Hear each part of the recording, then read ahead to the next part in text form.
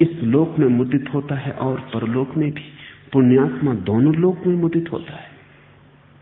वह अपने कर्मों की विसिद्धि को देखकर मुदित होता है, प्रमुदित होता है। और जब तुम लौटकर पीछे देखते हो, अगर तुम्हारे जीवन के ढंग में रोशनी रही हो, अगर जतन पूर्वक तुम जिए हो, अगर होश पूर्वक तुमने कदम उठाए, तो तुम जब लौट कर देखते हो तो एक प्रकाश से भरी यात्रा, हर कदम पर हीरे जड़े,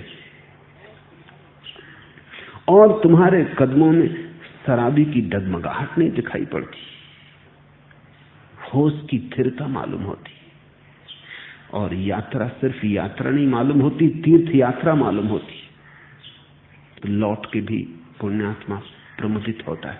पीछे भी स्वर्ग था, आगे भी स्वर्ग है, क्योंकि अभी स्वर्ग है। जिसका स्वर्ग अभी है उसके दोनों तरफ स्वर्ग फैल जाता है, और जिसका स्वर्ग अभी नहीं है उसके दोनों तरफ नरक फैल जाता है। इस क्षण में सब कुछ निर्भर है। ये क्षण निर्णायक है। इस लोक में संतप्त होता है और परलोक में भी। पापी दोनों लोक में संतप्त होता है। मैंने पाप किया कह कह के संतप्त होता है। दुर्गति को प्राप्त कर वह फिर संतप्त होता है। भले ही कोई बहुत सी संहिता कंठस्थ कर ले, लेकिन प्रमादवश उसका आचरण न करे तो वह दूसरों की गौएं गिनने वाले ग्वाले के समान है, और वह सामान्य का अधिकारी नहीं होता।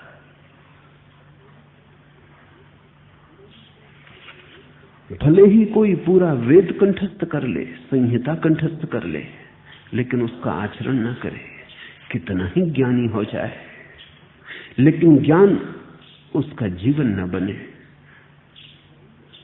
तो वो पाप में ही जिएगा।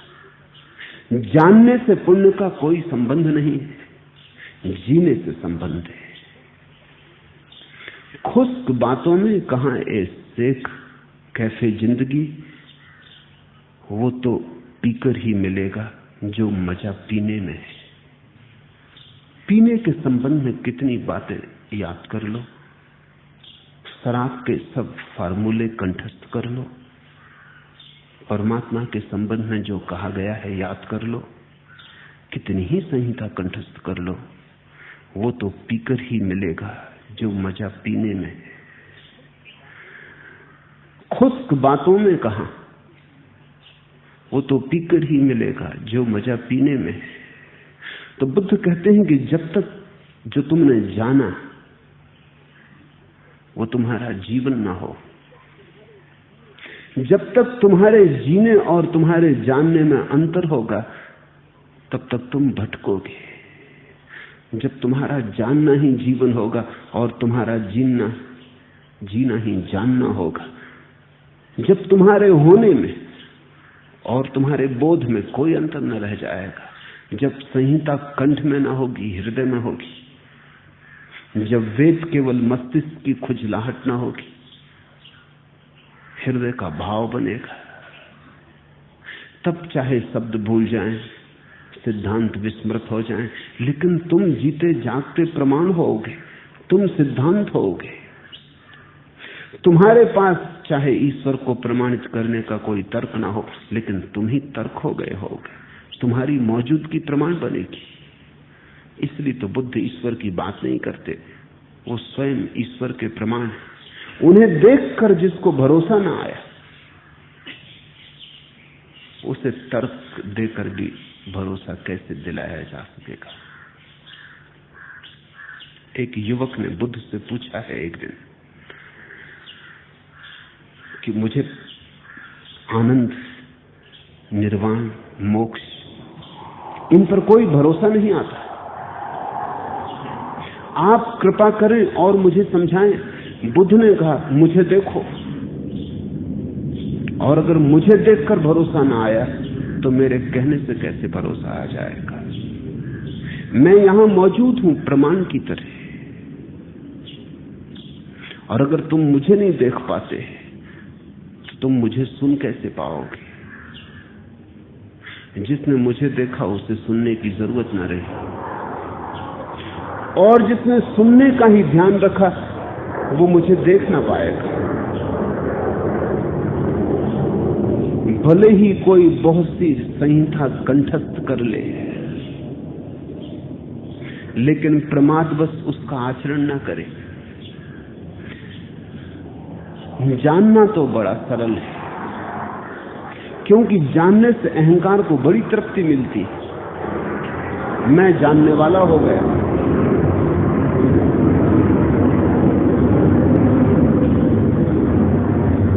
मुझे चारों वेद याद, दूसरे अज्ञानी हैं, मैं ज्ञाता हूं। जानने में एक अकड़ है, एक अहंकार है, प्रमाद है। इसलिए तुम पंडित को बड़ा अकड़ा हुआ पाओगे। अकड़ कोड़ी है, नपुंसक है, भीतर कुछ भी नहीं, लेकिन पंडित को तुम बड़ा आंकड़ा पाओगे। वो सब तरफ कहे बिना कहे घोषणा करता है कि मैं जानता हूं। जानने से तो अहंकार कटता नहीं, बढ़ता है, जीने से गिर जाता है। जो परमात्मा के रास्ते पर या सत्य के रास्ते पर एक कदम भी चलेगा वो झुकने लगेगा।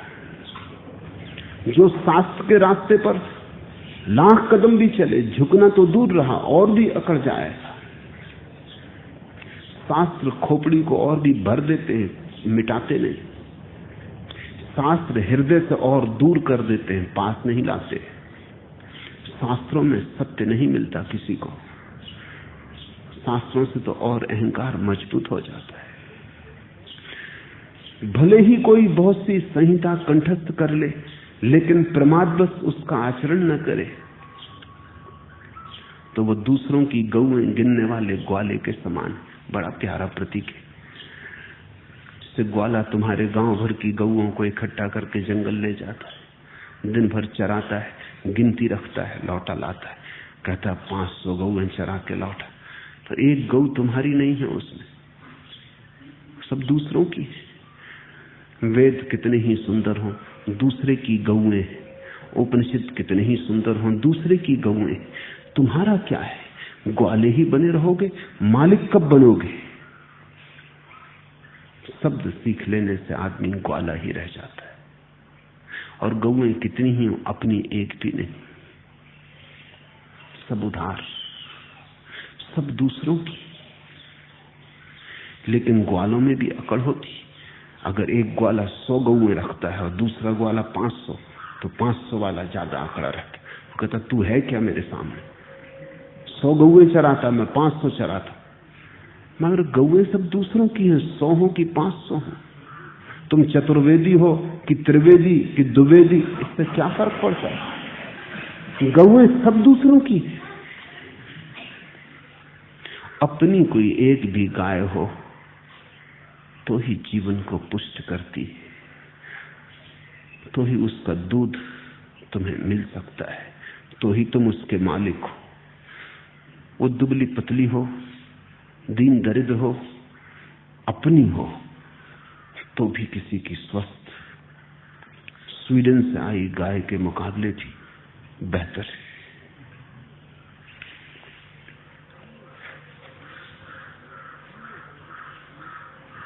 पीने वाले एक ही दो हों तो हों, मुफ्त सारा मैं कदा बदनाम है। ज्ञानी बहुत दिखाई पड़ते हैं। पीने वाले एक ही दो हों तो हों। वेद के जानने वाले, उपनिषद कुरान के जानने वाले बहुत हैं। पीने वाले एक ही दो हों तो हों, मुफ्त सारा मैं कदा बदनाम है। शराब घर में जितनों को तुम बैठा देखते हो, सबको पीने वाले मत समझ लेना। उनमें से कई तो पानी ही पी रहे हैं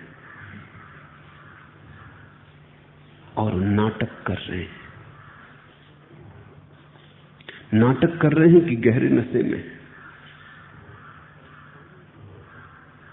और पानी पी के सिर हिलाने से कुछ भी नहीं होता।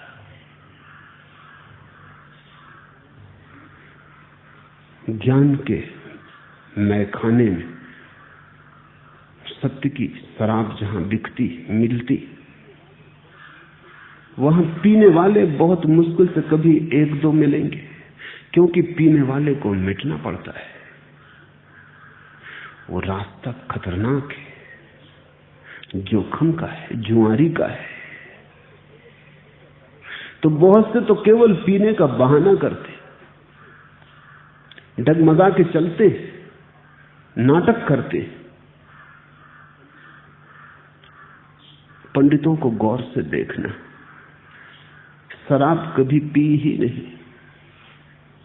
शराब का शास्त्र कंठस्थ किया है और उसी से मतवाले होके चल रहे हैं। बातचीत सुनी है, नशा छा गया है।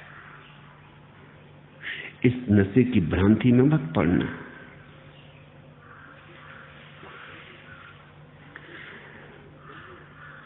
जो दूसरों की गौएं गिनने वाले ग्वाले के समान है, वह श्रामण्य का अधिकारी नहीं हो सकता। इस शब्द को थोड़ा समझ लेना जरूरी है। भारत के पास दो शब्द हैं, ब्राह्मण और श्रमण। कभी ब्राह्मण शब्द बड़ा अनूठा था। उसका अर्थ था जिसने ब्रह्म को जाना, लेकिन फिर शब्द गिरा, पतित हुआ। फिर उसका अर्थ इतना ही हो गया कि जो शास्त्रों का जानकार है, ब्राह्मण कुल में पैदा हुआ है, ब्रह्म के जानने से उसका कोई संबंध न रहा। वो शब्द पतित हो गया, उसका अर्थ खो गया। उद्दालक ने अपने बेटे सूचकेतु को कहा है कि ध्यान रख, हमारे घर में बस कहलाने वाले ब्राह्मण पैदा नहीं हुए, हमारे घर में सच में ही ब्राह्मण पैदा हुए। तो तू याद रखना, कहीं तू ये मत समझ लेना कि तू ब्राह्मण कुल में पैदा हुए इसलिए ब्राह्मण हो गया। ब्राह्मण होना पड़ेगा। ब्राह्मण कुल में पैदा होने से कोई ब्राह्मण होता है? ब्रह्म को जानने से कोई ब्राह्मण होता है। ब्रह्म के कुल में जब तुम पैदा हो जाओ, जब तक ब्रह्म ही तुम्हारा कुल न हो जाए, जब तक ब्रह्म की कोख से ही तुम पुनरुज्जीवित न हो, पुनर्जन्म न लो, तब तक ब्राह्मण के घर में पैदा होने से कोई ब्राह्मण नहीं होता। लेकिन ये हो गया था। सभी शब्दों के साथ ऐसा ही होता है। तो बुद्ध और महावीर को एक नया शब्द खोजना पड़ा। वो शब्द है श्रमण। वो ब्राह्मण की विपरीत है। श्रमण का अर्थ होता है जिसने श्रम करके अर्जन किया है ज्ञान को, उधार नहीं लिया। जैसे ब्राह्मण के घर में पैदा होकर वेद कंठस्थ नहीं कर लिया है, बल्कि जिसने वेद को जिया और जाना, श्रम से आया है श्रमण। श्रमण का अर्थ होता है जिसने अर्जित किया है ज्ञान, उधार बासा चुराया नहीं, किसी और की जूठन इकट्ठी नहीं कर ली। वो चाहे जूठन ऋषियों की ही क्यों ना हो, इससे क्या फर्क पड़ता है? जूठन जूठन है। जिसने अपने जीवन सत्य को स्वयं ही पहचाना है, साक्षात्कार किया है, श्रम से जिसने अर्जित किया है, वो श्रमण। तो बुद्ध कहते हैं जो दूसरों की गौएं गिनने वाले ग्वाले के समान है, वो श्रामण्य का अधिकारी नहीं होता। वो भला ब्राह्मण अपने को कहता रहे, लेकिन श्रमण हम उसको न कहेंगे। फिर श्रमण की भी वही दुर्गति हो गई, सभी शब्दों की वही गति हो जाती। अब जैन मंदिरों में, बौद्ध विहारों में श्रमण बैठे, वो वैसे हो गए जैसे ब्राह्मण थे। उन्होंने कुछ जाना नहीं, बुद्ध के शब्द कंठस्थ कर लिए, महावीर की वाणी कंठस्थ कर ली। खुद कोई अनुभव नहीं है, कोई एक किरण भी नहीं उतरी अनुभव की। शब्दों का अंधेरा है, अनुभव की एक किरण नहीं। शास्त्रों की बड़ी भीड़ है, बोझ, लेकिन शून्य का एक भी स्वर नहीं। तो दब गए हैं शास्त्रों से, लेकिन शून्य की मुक्ति, जो ब्राह्मण की दुर्गति हुई थी, वही अब श्रमण की हो गई, सभी शब्दों की हो जाती। क्योंकि जल्दी ही आदमी को यह समझ में आ जाता है, मुफ्त ज्ञान, चुराया ज्ञान इकट्ठा कर लेना सस्ता है, उसमें दांव पर कुछ भी नहीं लगाना पड़ता। कूड़ा करकट कहीं से भी इकट्ठा कर लाए। लेकिन अगर ज्ञान स्वयं पाना हो तो अपने को गंवाना पड़ता है। जो अपने को खोने को राजी है, वही सत्य को पाने का अधिकारी होता है, वही सामान्य का अधिकारी होता है। वही ब्राह्मण कहलाने का हकदार होता है। भले ही किसी को थोड़ी सी ही का आचरण हो, राग द्वेष और मोह को छोड़कर सम्यक ज्ञान और विमुक्त चित्त वाला हो, तथा इस लोक और परलोक में किसी भी चीज के प्रति निरभिलाष हो, तो वह सामान्य का अधिकारी होता है। लुफ्ते मैं तुझसे कहूं क्या जाहिद, हाय कम वक्त तूने पी ही नहीं। वो जो शराब का मजा है, लुफ्ते में क्या कहूं जाहिद,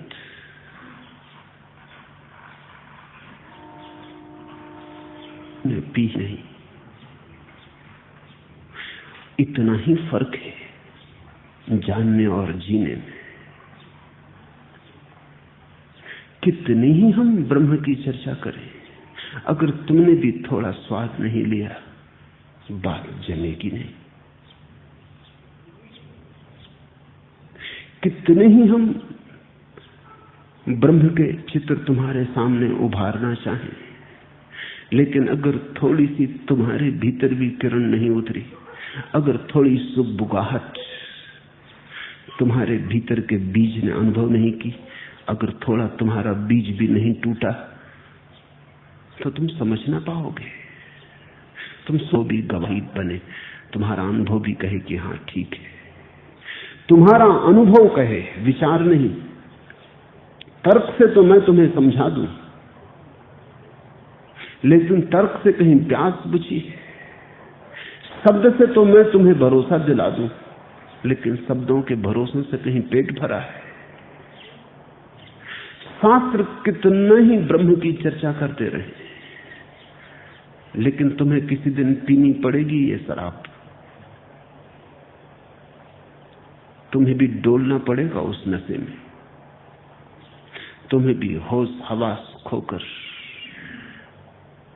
लोक लाज खोकर, मीरा ने कहा सब लोग, तुम्हें भी पग घुंघरू बांध नाचना पड़ेगा, मत वाला होना पड़ेगा, तो ही उस मदिरा का स्वाद तुम्हें आएगा। आचरण पर जोर इसीलिए है, भले ही किसी को थोड़ी सी ही संहिता कंठस्थ हो या ना हो, वेद सुना हो न सुना हो, लेकिन धर्म का जीवन हो, होशपूर्ण जीवन हो, आनंदपूर्ण जीवन हो, उत्सवपूर्ण जीवन हो, प्रमुदित जीवन हो, राग द्वेष और मोह को छोड़कर, क्यों दर्द के पैबंद लगे जाते हैं। तथा इस लोक और परलोक में किसी भी चीज के प्रति निरभिलाष हो, क्योंकि जिसकी आशा आगे भागी जा रही है, वो यहां इसी क्षण मौजूद जीवन से अपरिचित रह जाएगा, वो कभी परिचित न हो पाएगा। जीवन यहां, तुम कहीं और। तो बुद्ध ने कहा है, इतनी सी भी अभिलाषा न रह जाए परलोक पाने की, स्वर्ग पाने की, परमात्मा को पाने की भी अभिलाषा न रह जाए। इसलिए बुद्ध जानते हुए कि परमात्मा है और चुप रहे, क्योंकि शब्द निकाला मुंह ऐसा नहीं कि बेजुबान थे,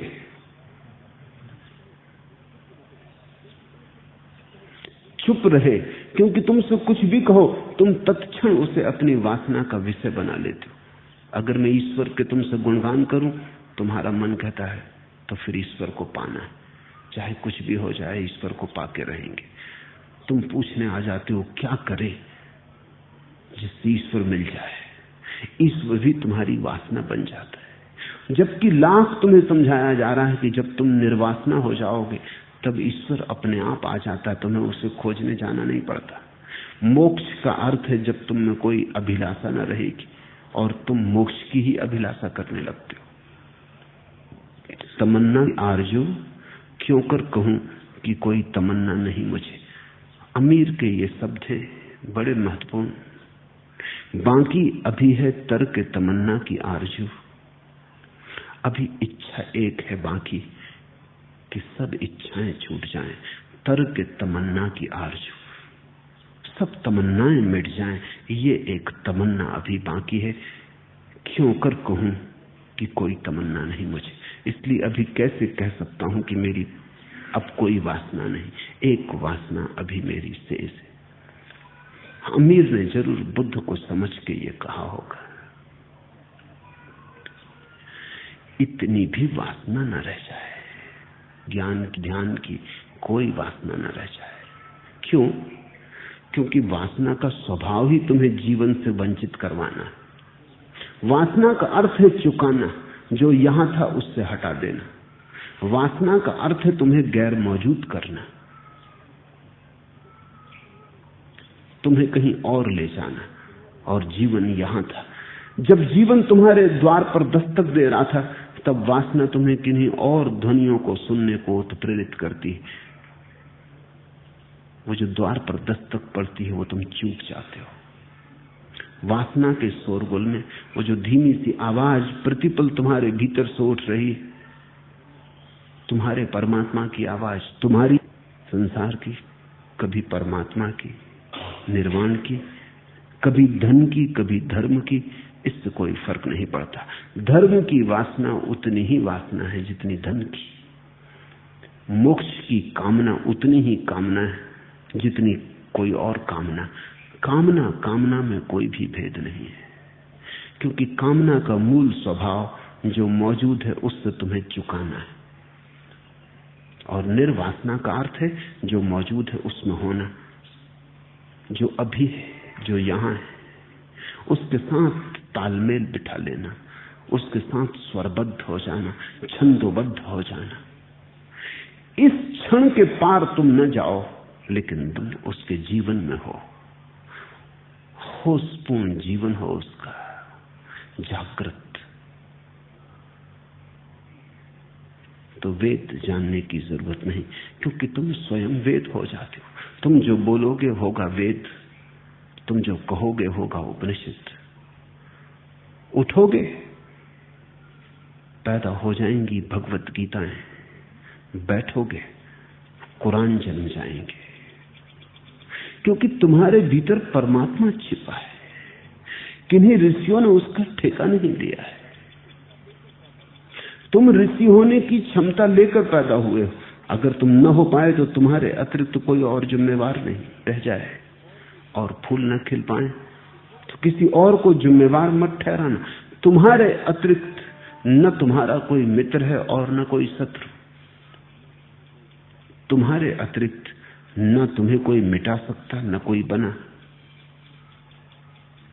तुम्हारे अतिरिक्त न कोई दुख है, न कोई सुख। तुम ही नरक हो तुम्हारे, तुम ही स्वर्ग।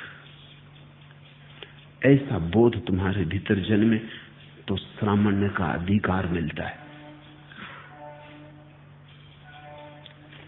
आज